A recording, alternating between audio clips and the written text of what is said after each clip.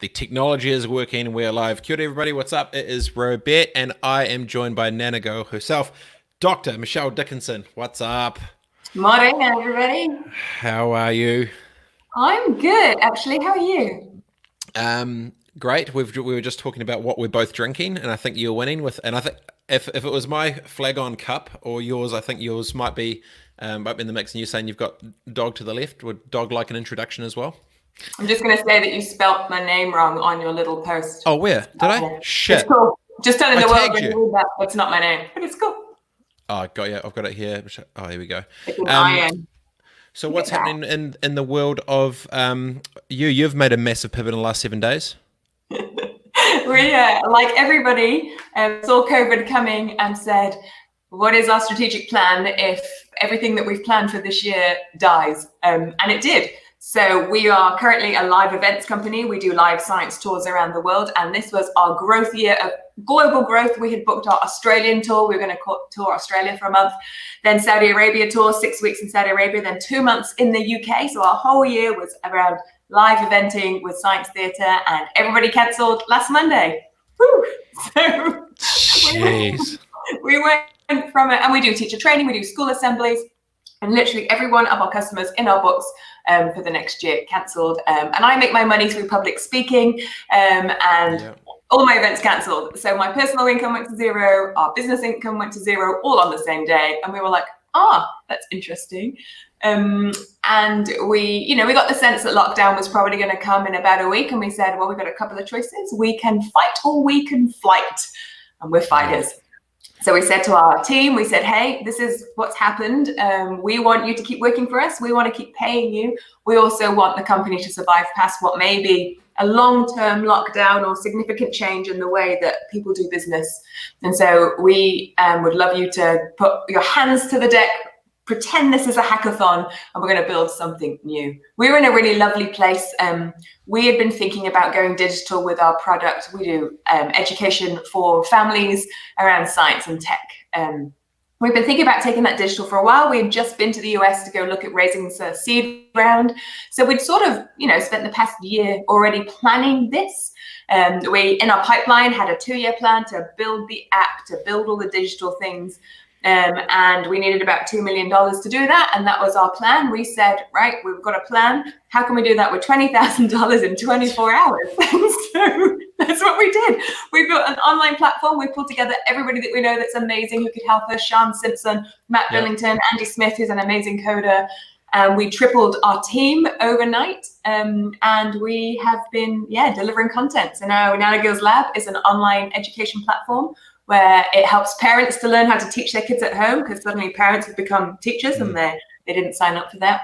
It helps kids to do a 5-minute video a day where they learn something about science or tech. And then just using simple supplies, paper, sticky tape, card, we send them off to go and build for hours and make prototypes and build some fun stuff. And the parents have a cheat sheet that we send them every day so that they can be experts in rocket science and plane science. And when their kids come to them with their newest invention for the day, they know the answers to their amazing questions. So yeah, it's been an awesome ride, but we are busy and it's great. It's nuts to see such a pivot so fast, right? Because you realistically had no, I guess, digital products. Finance was driven around time, being physically in locations, your IP, your brain, your brand.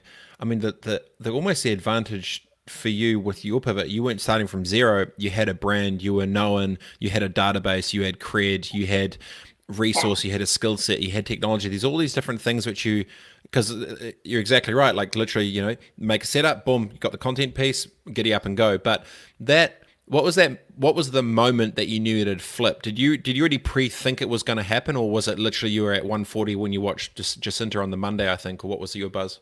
Yeah, look, so I think it's always good for small businesses to have contingency plans. And so Joe, my co-founder, and my husband and I talk a lot about what if this, what if that. So we've always had plans if the market changes. So I think that's been really helpful for us. Also, I've been helping Jacinda chat about COVID to the public.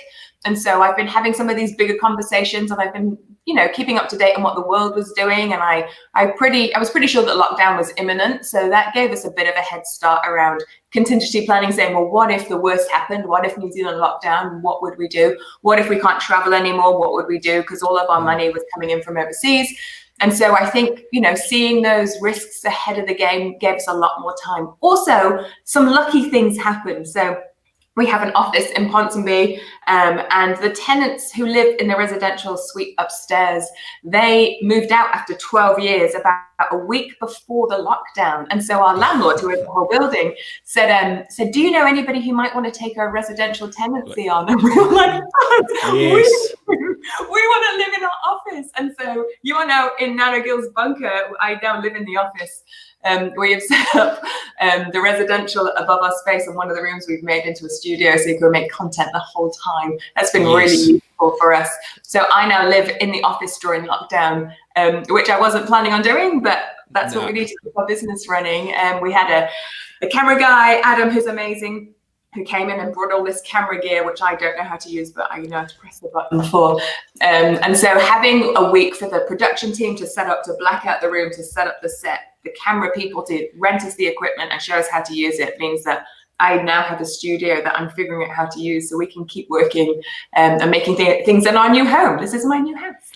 It's crazy. The point of the timing of the logistics to keep the business and the content at the same place is incredible. And it almost, does it feel exciting that you've now got a new way to operate, and of one spot you can be to the world? And that's something I've been thinking about where, and I was saying just before to someone earlier this morning, was when I'm physically not in New Zealand, I feel like I'm a step behind because I'm not in the room to do damage. And Robert, you and I, we travel all the time. I was 194 days on the road last year building our business globally. You were pretty much the same. Every time we saw each other, we were passing on an aircraft somewhere. I think it's been really good. I've never stayed in my home or in Auckland for such a long period of time. And I love that feeling of being on the run, but actually being forced to stay here has really given me focus and allowed me to create content and really think very strategically about what we're doing versus going from meeting to meeting to meeting, trying to sell what we do. So it's also changed, I think, not the pace of our business, but the way that I am working within the business. And I feel much more connected, and that's been cool too. You're extremely positive to overnight have every single cent go to zero and then having to reset from nothing. But that's what happens. It's like MacGyver shit. This is full MacGyver shit. Here's a bit of sticky tape and a Bic pencil. Go build a skyscraper, and you're like, all right.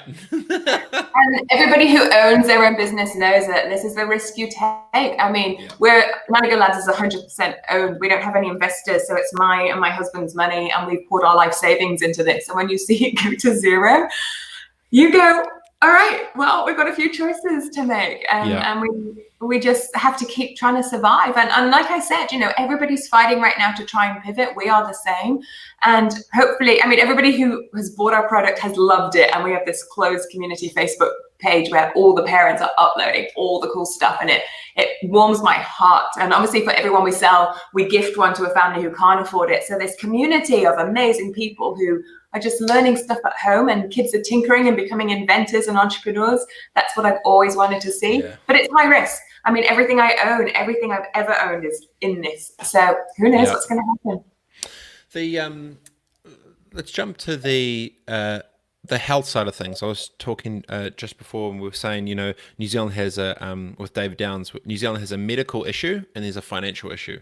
The medical issue, to sort of kick off with, you understand this way more than the most, and it's awesome because a lot of people that we're talking to there, we're talking about business. We're not talking about the health. I don't understand the science. I don't understand the bits and pieces. What's the biggest misconception you think that the mainstream would not be realizing about this thing? What's the biggest thing that is just like, guys, this is what's actually up? What are they missing? Yeah. So look, while I'm trying to build a new business, I'm getting hundreds of messages a day from people I don't know asking me, can I use the soap? What about this? So it's been a busy time juggling. The biggest things I'm seeing, number one, people saying, oh, it's just like the flu. And it is not just like the flu. It's very different to the flu. So people not taking it seriously and understanding the real challenge it could provide to our healthcare system. And people will die if we don't treat it seriously. Two, I'm seeing all of these myths going around, things like the virus is heat sensitive, so put a hairdryer up your nose and it will kill all the virus in your nose. Don't do that. It's really dangerous. Drinking water every 15 minutes is going to drown the virus. It's not going to do that. It doesn't work like that. The virus isn't alive in that sort of way. I'm seeing people just be really sending videos around about, I saw this thing on YouTube and this will kill the virus. Soap will kill the virus. You don't need a fancy thing. Just wash your hands, wash your surfaces in soap. Like, don't touch your face. People are coming up with all these weird and wonderful ways to protect yourself, and it's super simple. And I think people are trying to make it really complicated, and it's not. It's simple. The virus can only get into you through your mouth, your nose, or your eyes, so don't touch those. And it can only do that if an infected person has touched the surface that you then touch, or they cough on you. So don't go near people. Stop touching people and stop touching your face. It's so simple. And that's it. It is literally hands, eyes, nose, mouth. That's it. That's it. It just needs your mucous membrane. That's how it gets into you. So if it's on your hands, if you have virus on your hands, it's okay. Go wash them. You'll be fine. Wash them in soap. That's all it needs. The virus is basically a tiny little ball, and the outside of the ball is covered with a fat. It's a really unique thing about COVID, and it's different from some of the other viruses, in that it's got this fat bubble on the outside. We call it a fat envelope. Soap bursts fat. You know that because you wash your dishes with soap and you get all the grease off your plate. So as soon as a virus touches soap, it is destroyed. It just explodes and the insides come out. So soap, cheap soap, simple soap will destroy the virus off all of the surfaces, and people are running around trying to find all of these complicated things, but you just need soap. Yeah, and that's probably almost leads straight into the next little piece is the fear of a lot of these things. It's almost around, like, say the hairdryer thing or whatever, right? Like all this crazy shit. What part of this is to blame of people's fear around misinformed media? Look, I really have been pushing. Look, I think we've had a drop in scientific literacy in the past decade. We don't have science on TV anymore. We don't promote science like we used to. We don't celebrate scientists as celebrities. You know, it's great that we know all the All Blacks team, but you know, I don't think many people could name up until now, you know, a famous scientist who's doing cutting edge stuff. So I think part of it is lack of scientific literacy. Media is looking for sensationalist stories, and so there's a lot of things going around that make it really dramatic, and that sells, you know, clicks, and we know that, but it's really hard, I think, to get traction. I mean, I've been making YouTube videos, I've been making free content going, here's the science, it's really simple. Look, I have my little virus buddy here. Hold on, eye coming back. The reason why the eye is heavy is because it's been sewn together. It's a little coded circuit, so you can turn the eyes on with a little battery. Look, his eye's gone on now. So that's why they're heavy. And so this is what we're doing to help explain to families and kids and people who don't get viruses. You basically want your virus to be sad. You don't want it to be happy. And the way you do that is you stop touching it. And people don't know what viruses are. They're basically tiny balls. And on the tiny ball is a little spike. And this little spike or dangly bit depends on what type of virus it is. And it depends on what part of you it attaches to. So coronavirus, COVID-19, has a dangly bit that attaches to your lungs. And so when it gets to you, it immediately wants to go to your lungs. And as soon as it attaches to your lung cell, it basically tells all your lung cells to stop being lung cells and become replicators of the virus. That's how the virus multiplies. The common cold virus, for example, has dangly bits attached to your nose. And so that's why you feel very snotty and congested up in your head when you get a cold virus, versus coronavirus, COVID-19, where you have a lot of respiratory problems. And that's it. It's a ball with dangly bits. And that's what viruses are. And people seem confused around the differences and what a virus is and what bacteria are. And because they're tiny invisible things. And I get it's confusing. So I've just been trying to use really simple things to communicate it. So when you read sensationalism around the headlines, you can go, oh, but I understand the science behind it. Therefore, this might not be true. Yeah. it's you brought up a really interesting point. I think I put a thing on it maybe last week. I was saying it'd be so rad if our scientists had the influential social flex as like not artists or musicians, whatever. But I mean, a lot of people are talking about they don't know shit about science. What are you flipping talking about? You're not a scientist. Like that's why we had Sam Stubbs on last night. It's like I don't know shit about the economy like he does. So like talk to the people that actually know it. And it's almost like we want the scientists need to be the superheroes, the doctors, the money people, the actual people who know what's up, because it kind of feels that a lot of Sam was talking about a thing of like recency bias or something, where the latest thing you've seen, you almost want to believe that thing so you feel right. So it's actually a human behavior issue for a lot of the stuff, because they don't want to feel like they're wrong and go with the crowd. But the problem is if they're saying, start putting hair dryers up your nose and shit and whatever these other things are, you get real world human action doing dumb shit for something that isn't actually true, but they almost do that by default because out of human behavior, because we don't have the heroes, right? Like how do you have the influence of a prime minister? How do you become like an All Black? How do you how do you do that? Because I guess in times like this, on the other side of it, do you think there will be like way more, I guess, clout given to doctors and scientists? Surely, right? Like something like this must make us want to listen not to Muppets, but to people that actually know what's up, that are educated about this.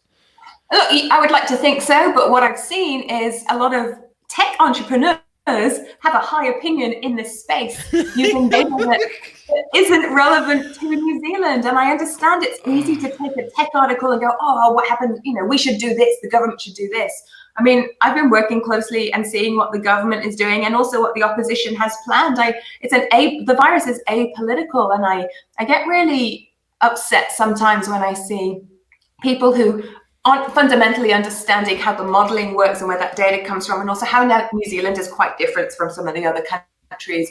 I saw a lot of people say we should have locked down 10 days ago, but human behavior is really interesting. If you lock down too early, people go, oh, well, it wasn't really a danger, and they don't feel that sense of needing to actually be locked down and follow the rules. What you need is also to lock down at the right time when people go, oh, this is serious. And so if we'd have locked down earlier, I think that people wouldn't have taken it very seriously, because they wouldn't have seen the number of cases and sadly the one death that we've had so far in New Zealand. So there's a balance, and I really struggle when people who aren't seeing all of the data and aren't reading all of the scientific papers. I mean, you should see my reading list right now, this list long, because all of these new papers are coming out every day, and the science is changing every day. What we know is changing every day.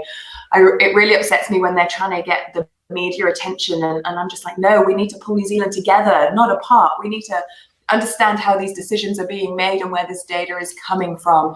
And it's hard to have a voice when I don't have a PR company that's celebrating what I'm doing. I'm just trying to make a YouTube video going, here's the data, here's what we should do, and also I'm trying to run a business. So yeah, it's tough.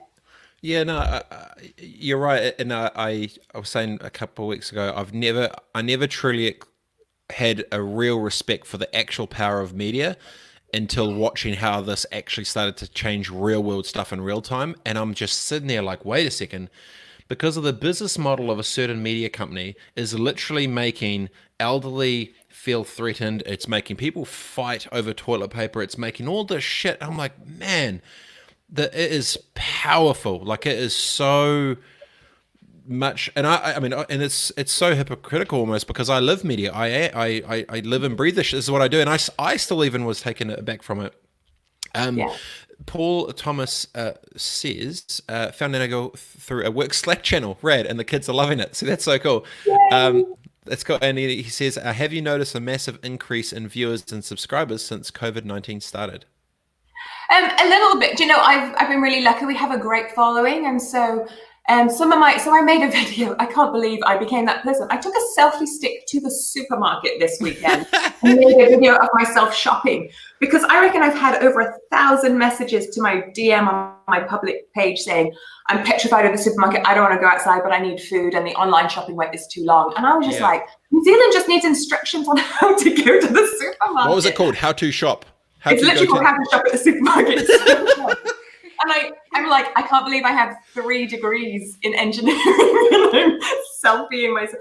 But you know what? The feedback has been incredible. And what I've realized is at this time, what people need is just a set of instructions that says, Here's what the science says. Here's how to keep yourself and your family safe and others safe. Here's how to go to the supermarket. Like I never thought I'd be making that sort of video, but You're a supermarket influencer.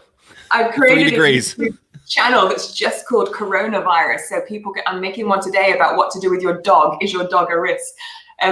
Because these are the questions that I'm getting all the time. And I just thought I can put that out there and people can share it. There are no ads. I'm not monetizing them.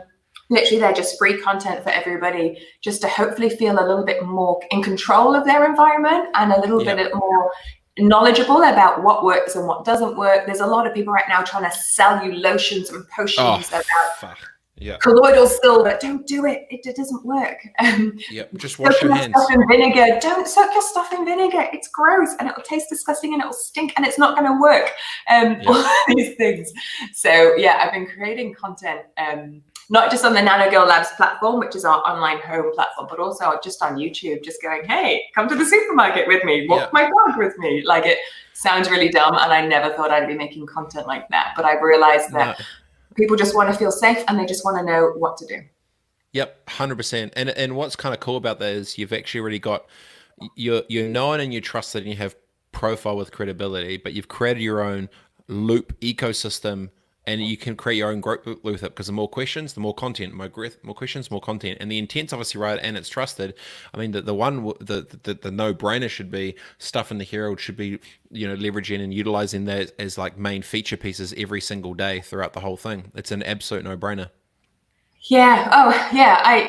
And the challenge we've got is news media doesn't pay. So all of this good service stuff that I'm making, all of my YouTube stuff for free, it's distracting me from trying to grow my business, which is trying to keep my triple the head count employees paid. And so there's a balance here around my personal feeling of responsibility as a public service person to do this stuff, but that takes time, versus I've got to keep my employees paid. And how do I do that? I've got to grow my business. So there's this fine balance that I'm finding, tough, like everybody, on how do I make content and how do I answer the 1,000 DMs that come in a day from Ethel up in Northland, who is petrified of her newspaper but wants to read it but thinks she might get infected. I get so many of those definitely from a demographic of New Zealand, which is, I'm finding the older generation who are just, they know they're a high risk group and they don't understand the virus or the science. And also people who have parents who are elderly wanting to ship them things, but they're petrified that the thing that they ship them might bring the infection into their house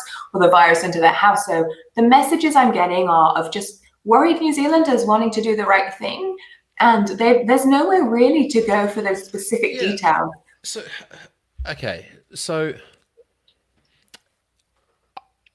I'm the government and I'm going to do a referendum on the flag or on weed or on euthanasia or whatever this thing may be.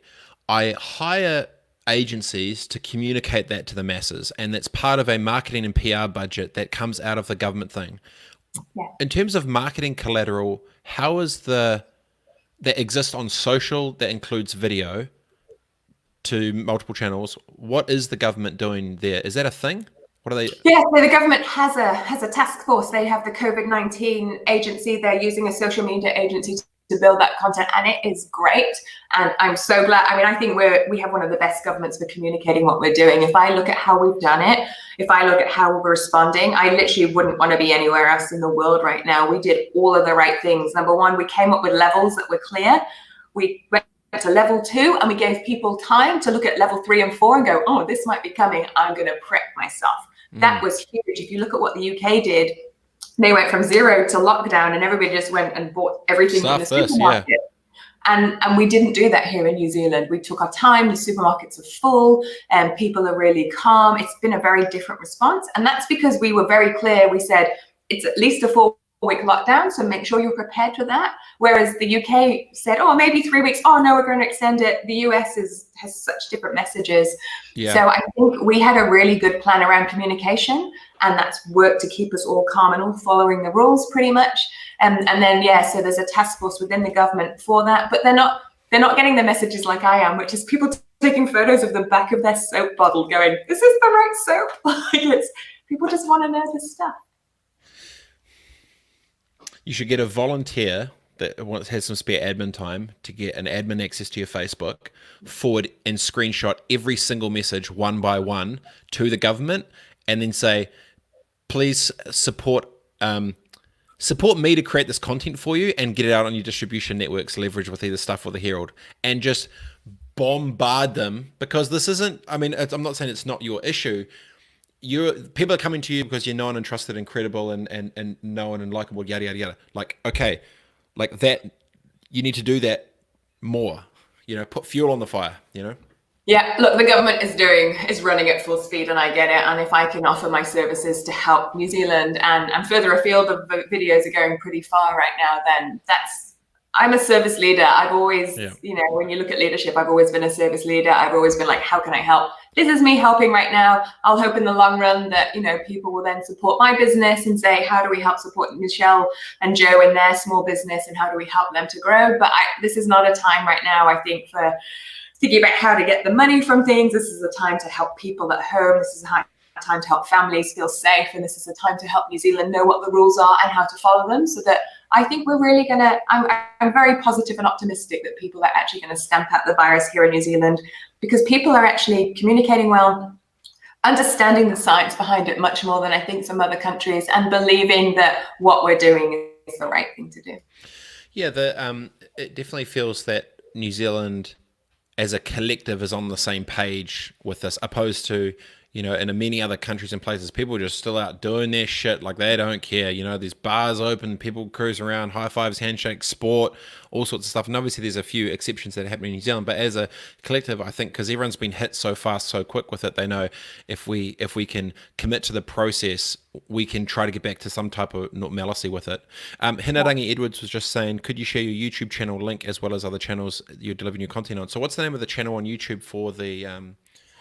So if you just go to my name, Dr. Michelle Dickinson, or Google Nanogirl on YouTube, there's a whole playlist called Coronavirus. So it will be in there. I can share it with you later and put it somewhere. How does that work? Yeah, I can probably find it. I'll go on my side. It's all good. Yeah. Oh. So just come back up. Or if you just go to nanogirllabs.com, you'll see all of our free coronavirus stuff for kids too up there. So there's the two places. Just Google me. Yeah, it's there. What are you most fearful of? I am most fearful that the world doesn't take it seriously, and certain countries like New Zealand will protect themselves, and what we'll do is sit in our little paradise bubble and watch. I mean, we're seeing it now, certain countries. So if we're watching horrific stories coming out of Italy, we're probably going to see that a week from now in the UK, and I think the US is not far behind, where we see countries, and we're in countries who are doing the right thing, and actually we're relatively low on how it affects us. And then we watch other countries do different things, and it's going to be really sad to see from afar people that we know and we love. I mean, a lot of us have people overseas who, are living in countries that are really struggling with it. I think it's going to be a challenge. I think one of the best places to be right now is New Zealand. We're a self-sufficient island. We have fresh water, we have renewable power, we have food capabilities, we have a lot of the core things that we need to be locked down for a while. We're going to have to pivot and really help our hospitality industry, our tourism industry for sure. But I worry that people who don't take it seriously overseas, and the US is a really interesting example when you look at how political it's being made, and the divide between what people believe is true and not true, and the lack of clear comms around it. I worry about the US, and I think it's going to be hard to sit and watch that from New Zealand. Yeah. I think a big part of that too becomes, in certain parts of America, I got my gun, don't tell me what to do. It's America. I think that mentality, maybe they clearly don't understand the science for many of those type of crew. I'm not saying rednecks, but those that aren't taking the science seriously.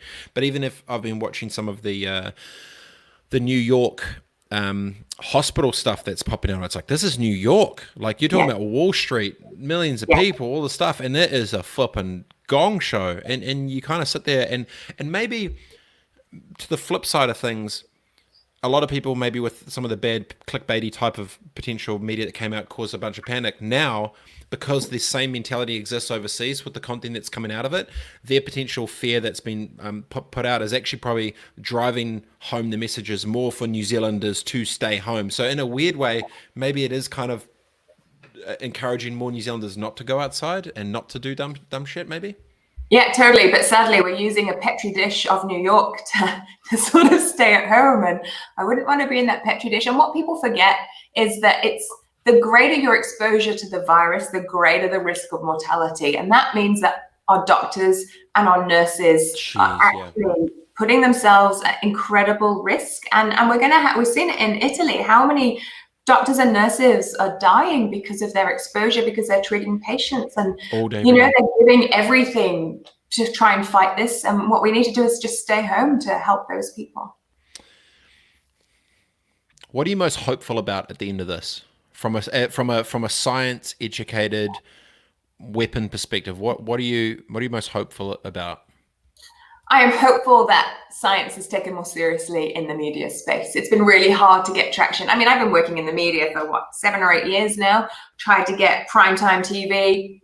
Every time we make a pilot about something really interesting to educate the public, and then we get, knocked over for Heartbreak Island or MasterChef or something cheap to make. And, it's been really hard because that reality TV stuff is cheap to make. But I don't know where people are going for their scientific knowledge other than sitting in front of the TV at prime time and watching it. So I hope that more science gets funded around how to educate people.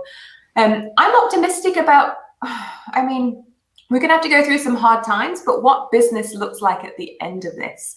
Yeah, good point. Look, we've been going on about climate change and the world needs to do something drastic for so long. And what's happened is the world has had to do something drastic, and it's going to have some positive consequences for our climate too.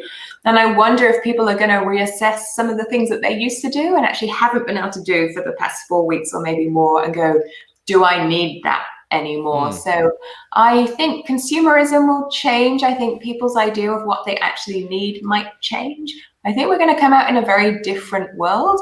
And yeah, hopefully that's for the better for our climate and for the way that we want to spend our money. I hope that people are going to connect with their local businesses now and try and support them, and think about where their products are coming from. So I'm hopeful. I'm always hopeful, though, you know me, that the world will be better at the end of this, but we've got a really dark phase to go through first. It's that same thing, the relentless optimist, to just continually see the light, see the, and props and kudos to you. I mean, a massive entire business pivot that's going from, a whole bunch to zero to crank around to now you're flipping taking selfie sticks in supermarkets, looking at peers and shit, which is whatever. Look, I know my privilege, okay? So my privilege is that I have internet connection. I'm running this on my 4G right now off my phone. I have, I had the friends and the technology know-how to build a tech platform, to know how to create content. I have a PhD in nanotechnology. Like, I'm totally privileged in that bubble, but I never came from that, right? I never came from money. I came from a low-income household without education. So because of that, I want to make sure that everything that we provide can be given to families like I grew up with. And so I think my whole business is trying to connect to how do we make sure that those who can pay do, but those who can't still have this for free and have access. And the challenge we've got is not every family has a digital device. Not every family has connection to broadband. And we have to make sure that, we don't live in our tech bubble of, oh, we're doing great, look at these tech businesses, because they're not reaching everybody. And there's a demographic of the world who is not connected. And we've got to think about how we include those people too. Totally agree. Hinerangi Edwards says, your vinegar example of fake science is classic. Who or what are the most trusted sources of information that you refer to? Yeah, so go to the Ministry of Health or the World Health Organization or the CDC, the Center for Disease Controls. They've got great public websites that talk about the myths and talk about what you should do. But the basic rules are simple. Don't go outside. Don't go outside of your bubble during lockdown, and wipe things down with soap and water. That's it. Who would have thought that soap could take down a global economy and lock everyone in a house? Yeah, Soap. but most people don't even know what soap is. I mean, soap is, I wish I had a demo. Okay, this is my little plane slider. So if you look at a molecule of soap, soap is what we call a polar molecule, meaning that one end is different than the other end. So it has an end that loves water and it has an end that hates water. And the end that hates water loves fat. And so I'm going to use my virus here. And so This what is happens so is, good. I failed science at school, by the way, but this is great. Just hit me. so what happens You got the polars, you got the virus, the smiley, non-smiley. Hit me. Okay, so what happens is your soap molecule, when you rinse it with some water, the side of it that hates water wants to hide from the water and it goes into what it loves, which is the fat layer. It goes straight into the fat layer, which is the fat layer for the virus. And in doing that, it burrows in and bursts the virus. And so the virus is destroyed. And that's how it works. So soap is so simple. You want something with a chemical in it called SLS or sodium lauryl sulfate or something similar to that that's a surfactant. Dishwashing liquid works, anything that says the word soap on it, because it has this polar molecule, and all that polar molecule does is go into the fat end of the virus and literally explode it so the virus is destroyed. You don't need anything complicated. That's it. Soap is an amazing, simple molecule that can destroy the virus. Shit, I love learning. This is flipping great. Flipping polars and shit is so good. Philip Murray says, how do you feel about the huge positive impact on our natural environment and our planet? Because obviously, clearly, there's been a bunch of some fake news, some lots of legitimate things, but it's almost like the world's reset in many ways, and it's had a chance to breathe. And it's almost like every single human has stopped for a second to just smell the roses a little bit and look around and be like, holy shit. And in New Zealand, it's probably even 10 times that, right? So, I mean, what's your headspace on that? Look, I think it's the kick that we needed. I mean, I've been talking about climate and science for a long time, and everybody's like, yeah, but other people need to do that. But I think people, even I live in the middle of Ponsonby, right, which is pretty built up, and the bird song now that's waking me up in the morning is incredible. I think people now are going to start to think about, hopefully, the change in the climate and the little things that they could do, which seemed too hard before when everybody else wasn't changing. But actually, I really hope that this science education that we're getting around COVID helps us to take the climate science more seriously and think about our actions every day and what we do and what we don't need to do. Yeah. So scientists need to become the superheroes and have more clout, like 100%. Even just, I'm wondering if there's going to be, I've been thinking about the business ramifications of this new type of leadership, and I'm thinking about, like leading with love and, being kind and these leaders be authentic and show vulnerability. I'm also wondering if business is going to come out of this and be like, all right, team, well, clearly families are important and clearly you've been working from home the last couple of months. How about we only do 3 days in the office? Like Sam Stubbs' crew, he's thinking about, okay, we only go Monday, Tuesday, Wednesday, and everything else, just, do your thing, stuff it. Do you think there's going to be what type of shifts do you think will change in terms of leadership with how they run actual business or potential operations moving forward? Because that crossover between, it's clearly the old world to the new. I don't feel it's going to go back to, okay, let's stop using Teams, Slack, everything. You're going to have to come in here, here's some paper. Like, how do you think that the shift's going to potentially tweak for when we get back into business? I think the shift is going to be huge for both business and for education. I've been working in the education space for a long time, where teachers have said, oh no, we're not going to do this digital online learning, we're not ready. And they've had to be ready. And a lot of the teachers I know who have resisted it have had to do it and are having to embrace it and having to upskill. And I think the same is happening in businesses. Businesses who said, oh no, we're not sure about this remote working thing, are having to do it. And I think we're going to see the benefits and also the drawbacks. I mean, my whole team is remote, and it's really hard to build that connection with a team. So I do think that sometimes people need that person-to-person contact. And also when you've got 4 kids running around your home office, obviously sometimes you might need a way to focus and separate your work from your life. So I think there's going to be this middle ground that we get to around how we work and where we work. But I think some of those sort of things are being knuckled out now around how people are finding things that work for them and things that don't work for them and what that balance looks like. But I think companies are going to have to embrace what remote working looks like and why it's important for that balance. I give the example of, it feels like Facebook versus Snapchat, where if you think of the strategy of it, Facebook open out to all, everything's open, great. Snapchat close one-to-one, messaging. And then after time, it finds its way into the middle, and now you've got Instagram with the stories or whatever, so you get a bit of both. And a similar thing, you look at business, it's like, okay, you spend 2 hours in traffic every day in Auckland and you sit in an office, And then Yeah. now you're totally remote, not in an office at all. And then when you come back, where does the pendulum of like balance between work life, navigation and all that stuff? I think there's going to be a lot of just bigger questions asked already, the business operations, team, culture, and all the rest of after this, which I think net I feel will be better, because even all the inauthentic leaders and businesses, they'll be exposed within this 3 months. You can't fake it this gnarly, this long. So I think it's great that there's going to be a whole new wave of leadership, I feel, come through for businesses, and probably just a different way of doing it. So, but before we go, I want to just ask, is there any if people want to support you, if people want to back you, if people want to jump in the mix, where can they go to? What can they do? How they've got kids at home that they're going batshit crazy. They flipping Elsa wants to go down to the supermarket trying to figure some shit out. Where can they go to? What can they do? Feel free to plug away. Yeah, so easy. If you have kids at home who are aged between 7 and 11, you want to keep their STEM learning, their science and tech learning, subscribe to our nanogirllabs.com. It's $1 a day if you can afford it, and if you can't, apply for free access and we will try and grant that to you. It's a buy one give one, so for everyone you buy, somebody who can't afford it gets donated the package, and if you don't have kids, you can buy packages for kids and then we donate 2 of those. So that's nanogirllabs.com. That's what we do. And if you want info, go to my YouTube channel, Dr. Michelle Dickinson or Nanogirl, and you'll see a coronavirus playlist. If there's anything on there that I haven't helped you with or you want a video on, let me know. There's going to be a how to wash your dog today. I don't know how my life has become this. And a couple of others. Oh, toxicity of soap. I'm also going to talk about that because people are afraid about eating soap. Don't worry. I'll talk about why soap is toxic, but you don't need to worry. You're such a good human, Michelle.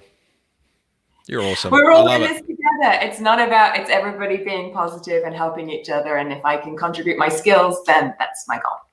And big ups as well on just the usually most people would stress out to have a business go to zero, pivot and tweak in 7 days. And then on top of that, here you are with 3 degrees talking about, shopping and dog hair and shit. It's flipping nuts. At least you got the cup for it. I got the cup for it. My cup says everything tastes better with dog hair. And I can't do this without the New Zealand community pulling together. So we've had, Andy Hamilton has been a godsend, just giving us advice. David Downs is another one who I know you've got on today, just throwing advice at it. Sam Witters, like people who are our mentors and just giving everything that they've got to help us we wouldn't do that without great people around us. It is cool. Everyone's got their little piece to play, and it's everyone's stepping up to try and help. Well, Michelle, absolutely love chatting to you. Best luck. Tell Joe I said what up. Good luck with the dog washing, and I've connected up. So Nanogirl Labs, thanks so much, Michelle. Love your work. See you later. Bye. See ya. Awesome human, flipping great human, Michelle. Good buddy in the mix, cranking away with Joe, who's also another legend. Partners in crime with Nanogirl Labs. So www.nanogirllabs.com. As she said, this is very simple. Wash your hands. Wash your hands. Support the crew, and we'll talk to you soon, team. Adios. See you in the next one.